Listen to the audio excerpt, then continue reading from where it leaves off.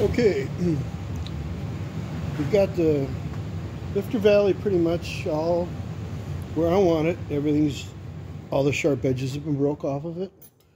We've gone back and we've blended the distributor hole. Broke the edges on the drain backs. Got rid of all the rough casting. Smoothed it out. Now, on these new blocks, what I do is I go in them with a rod and put a little sandpaper on it. And this is just a piece of just rod and round stock, if you will, and split it, round off the lead on it so it doesn't make any marks. Usually on steel, it's pretty good. Aluminum, you got to watch it. And then I'll put a little sandpaper on it, make a little flapper wheel, and I'll go in and I'll hit my oil galleys, and that's what we call them. Or at least everybody I knew called them that way. The glasses on.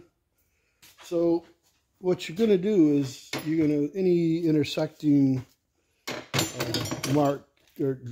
any intersecting holes that will leave a little burr, you want to blend all that back. So when they drill it, of course, every time they drill it, they're going to leave a little edge by a intersecting hole. So you want to break that or blend it, and make sure that you can get in there, and just roll some sandpaper around it, make sure it's going the right way. Go in the holes.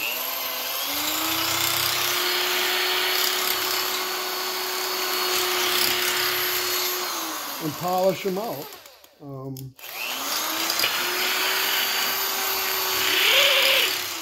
Now you can do this with BRMs. They make a little ball home brushes you can run in there and them work, but this works pretty good. And them balls will break off every once in a while, and then you got to chase them and worry about whether or not you got a part of a stone stuck somewhere. So this is what I do.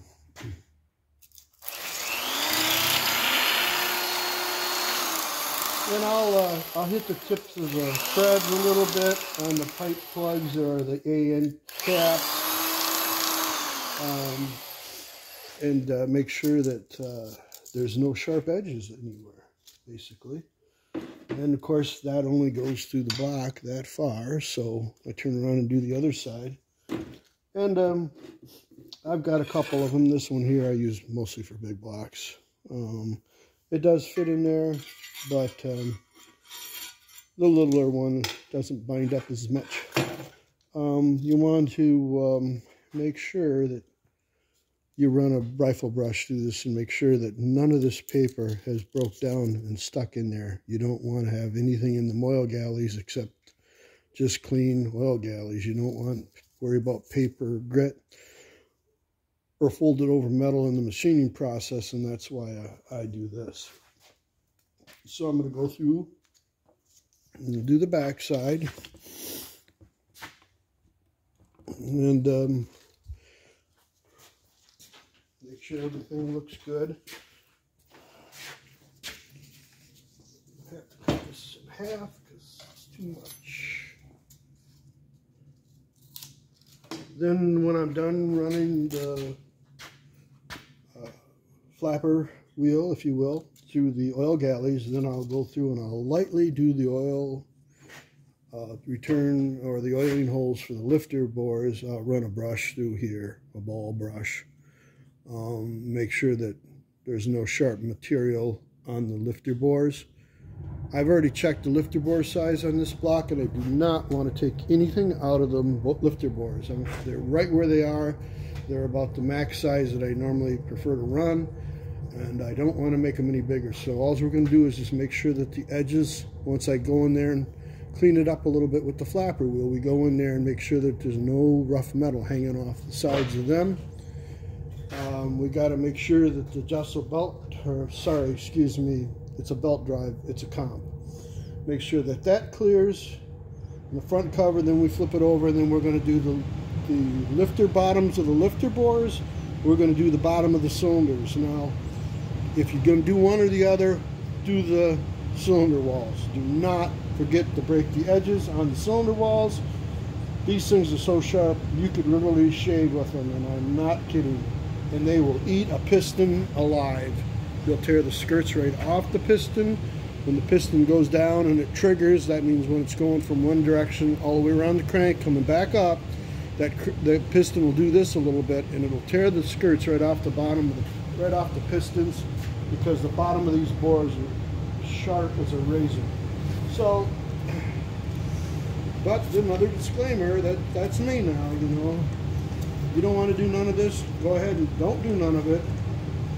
This is the normal, when you get an engine from me, this is what you get. I don't know why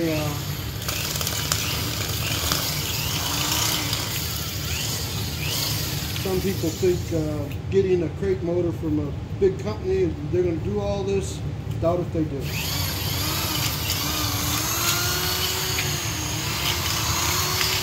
That's why when you buy an engine from an independent and they can't compete with the big engine companies, because usually they're giving you something the big companies can't afford to do. And I guess it just depends on who they are. You know, I don't want to get into too many politics of it, but most guys that really give a shit usually address stuff like this.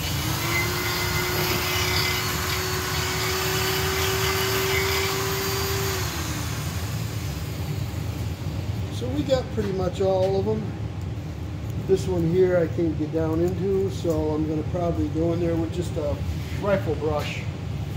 I'll probably use a brass one and I'll run it down in there, and that would be good enough for that. Okay, so now that we got all of our main oiling circuit there pretty much taken care of, I'm going to go in there with this. This is a BRM brush, ball, hone, whatever, dingleberry, ball, whatever you want to call it. Go in there and just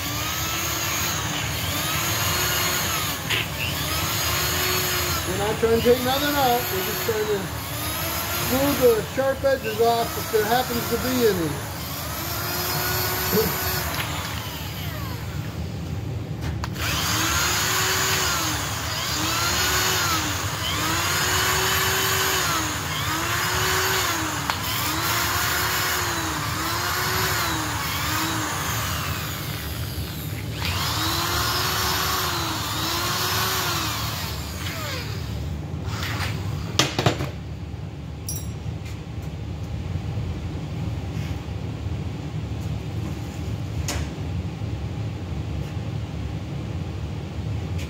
Okay, I got a little one here. I'm just going to go in there with that really quick, very lightly. This is a BRM hone. Remember, I have this. I didn't realize it. I'm just going to go in there. I'm going to do the crossover for the oiling circuit up here.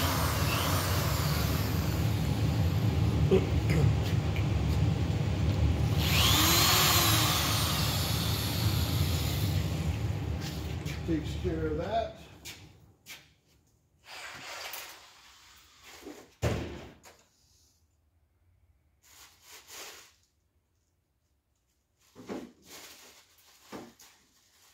Of course, another thing you can do is you can buy yourself a rifle brush kit.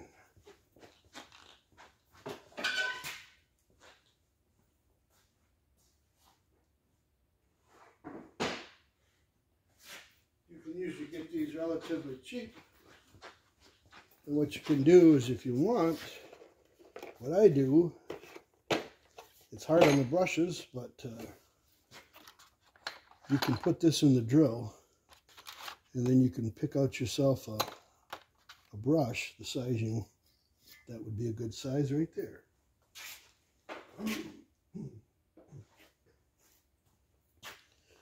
And it must be a good size because the end's knocked off of it, so I gotta find another one.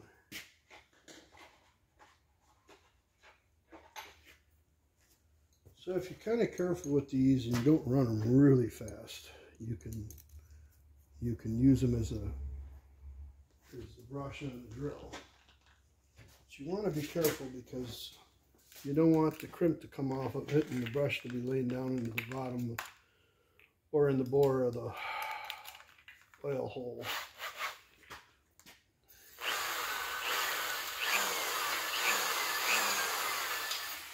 That's all we're going to do, just to make sure there's no burrs and we got it somewhat clean in there. Of course, this will be washed many times, but we want to make sure we got all the sharp edges out of the bores. Any place else that may be a problem. Okay, now we're going to take the MX wheel. There's a hole drilled through the distributor housing bore, and that feels pretty good, but I'm going to just lightly hit it. And then we're going to make sure that belt drive clears the front cover. Make sure that that's all good. We're going to check that next.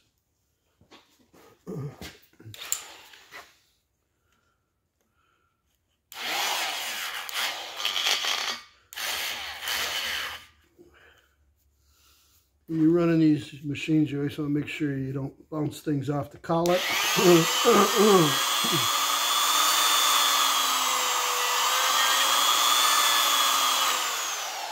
That's that little noise you heard for a second. Okay, that's all broken, deburred. So now, welcome to Michigan, you know. Geez, you think, and with this weather we've been having, got some crud I can't get rid of. But anyways, so you'll have to excuse me if I clear my throat several times because my sinuses are going berserk.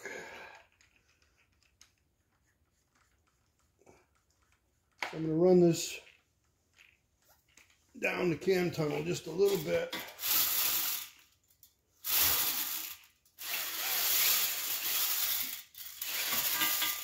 Just to break the sharp edges off and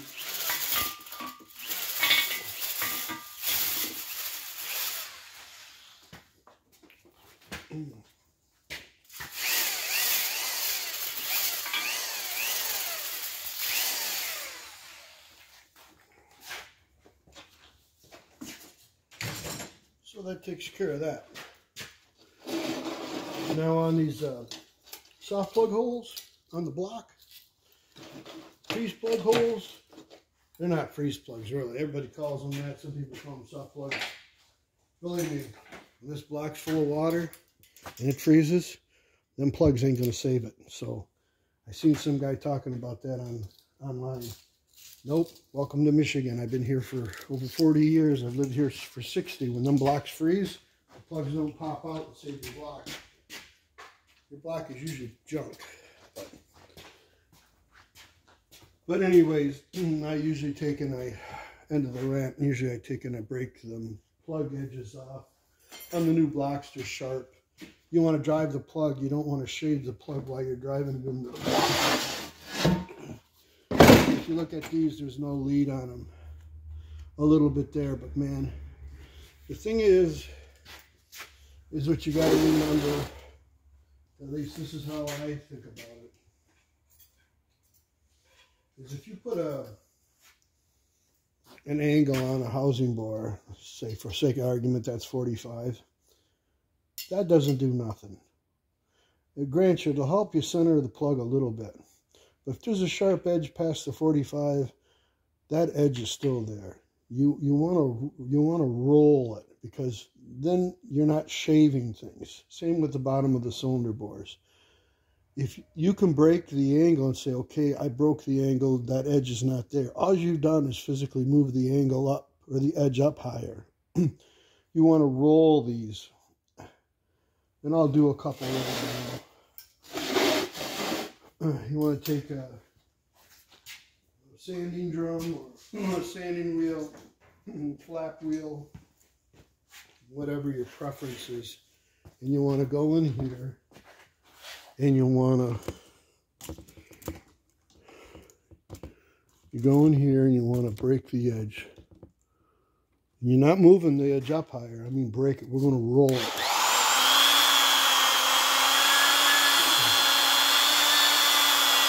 Okay, so there's no sharp edge there.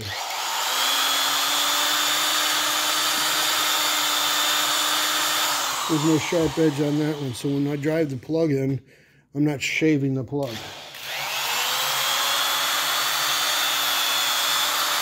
And it don't take a lot, just a little tiny bit, you know. And I've already broke these in there and got rid of the burrs off of them, so.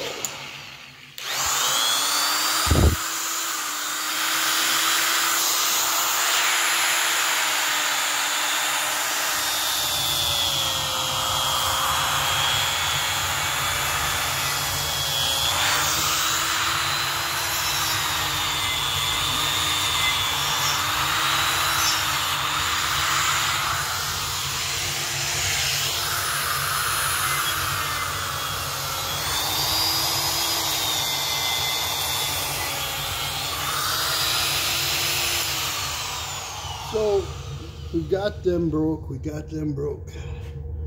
going to take and break the edge off this camshaft tunnel here. I want to make sure you can see that. I trying on these videos, guys. I know some of them aren't the best. I spend so much time, well, not a lot of time, but I spend time on them. I hate to throw them out, but I'm trying to get them better.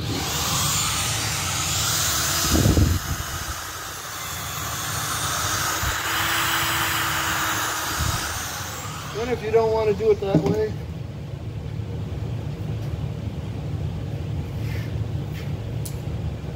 you can do it this way. And I try to use this as much as I can. It comes in handy, and if you've got an old wore out one, it's even better because the grit ain't very aggressive on it. And they're done. And then if there's room, you can put that in there and blend them back a little bit, but you still got to break them with a soft, you want to do that soft edge, and I like leaving on them because the soft plug center is better and you're not shaving it. Because I put my soft plugs in with 638 Loctite, so it will fill some voids, but you know, let's not put them there in the first place. So.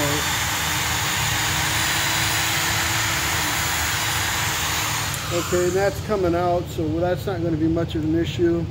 There's a hell of a burr right there. We're going to try to take that off.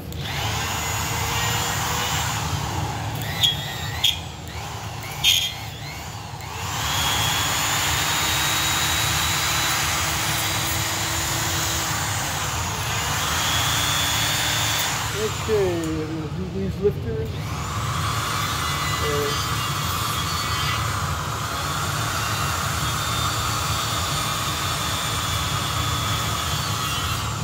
I don't know why I said lifter bores. I mean, freeze plug holes, soft plug holes, whatever you want to call them.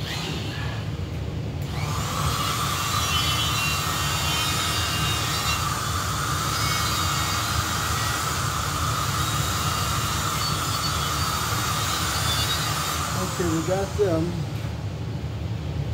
Let's see if our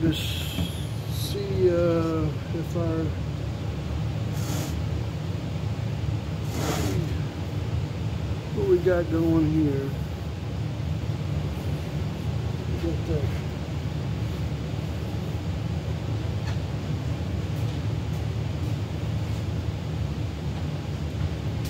Okay. Front cover. Make sure it don't hit.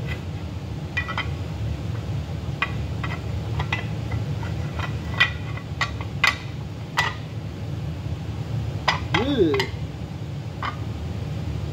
Yeah, it's all over everything. Eat that out. How do you do? That's great.